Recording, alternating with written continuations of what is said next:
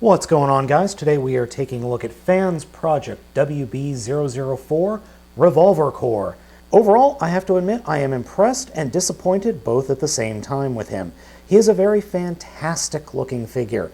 I really like the way he looks. I like the way he poses. I like the posability. Overall, I like the figure, but there are a few problems with him, and I'll get into that in a little bit. But first, let's go ahead and take a look at his accessories.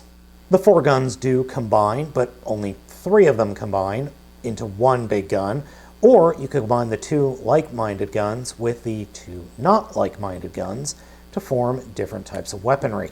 And overall, I think it's a nice version, or nice to have options. I really like the fact that he can come up with multiple different weapons of destruction.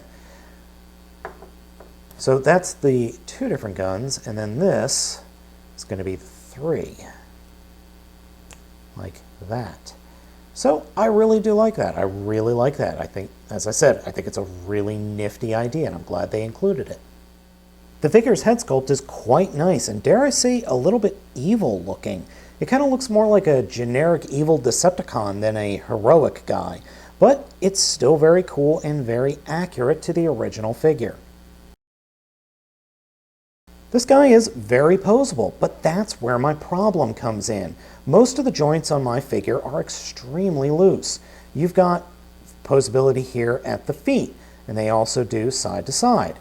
Double hinged knees for the transformation, a swivel above the knees, and then a set of swivels here, a ball joint here at the hip, torso articulation, part of the transformation. Head is on a ball joint. Shoulders do swivel just above the elbow, elbows do bend a good 90 degrees, and his hands do rotate. But part of the transformation here is this joint right there, and it constantly moves. I pick it up, I rub my thumb across it, or I just drape across it, and it moves. It does not latch into place anywhere. That's a problem. The other part is the torso. Very little, very little friction here. And the knees, very little friction. And the feet, oh my God, the feet. This hinge specifically, which I have already tried to tighten, is excessively loose. The feet, they're okay, but it's the ankles. I'm sorry, not the feet. The ankles are the problem. And he is a little bit top heavy and falls over much too easy for my taste. Loaded up with all his guns, Revolver looks really nice in that G1 chunky, I'm going to hurt you sort of way. You can store all of the weapons right onto his back. I really do appreciate that. And I normally like having the cannon and the, I'm going to call it a machine gun, on his back, and then him carrying the 2 handguns. Overall, I think he looks really good. Moving into the transformation, it's actually not that hard, but it does take a little bit getting used to. The first thing you're going to want to do is remove the core unit, which I did right there. Then the head will fold up into its own chest as that folds out. And then it's just pretty much just twist and fold the limbs to form the front of the car and the back of the car.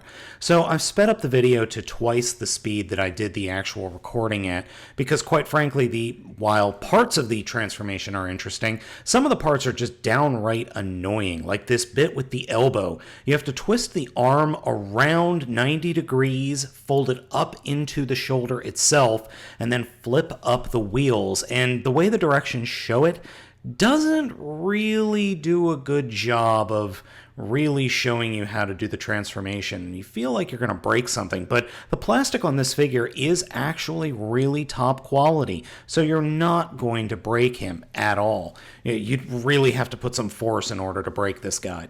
The legs are interesting in the fact that the shins actually will fold into the inside of the legs, and then the treads will fold up forward, and then they just collapse back down, or I should say up into the body. Now the trick here is to peg the feet into the bottom of the arms and then just kind of wiggle everything else around until they snap into place. I can never get things snapped into place underneath the carriage, but it doesn't really matter because most of the vehicle mode comes together on its own.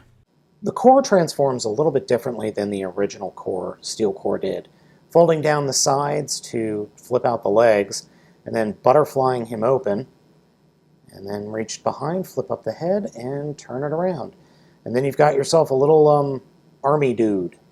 Actually, it looks like a little robotic G.I. Joe, in all honesty.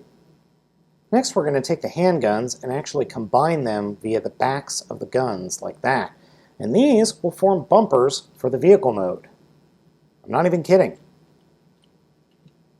Like that. The half-track vehicle mode that you end up with is actually a nice little homage to the original G1 figure. Not perfect or a perfect homage by any stretch of the imagination, but it is rather nice. And I did forget one little bit of the transformation. There is well, he does have a crotch transformation. This front skirt actually flips up to form kind of a rear section, and now it will actually sit better.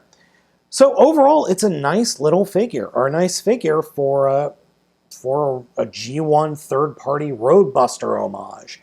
It's not perfect by any means, but it's definitely worth taking a look at. Even though I like Revolver, it does have some real issues. The looseness in a bunch of these joints is just too problematic for me to ignore. It looks great in robot mode. The vehicle mode is okay. It's not perfect, but it's pretty good. But just the looseness is a real problem for me. Now, it might not be for you. So guys, I hope you enjoy this look at FansProject WB004 Revolver Core. I'm Baltmatrix, and as usual, I'll catch you next time.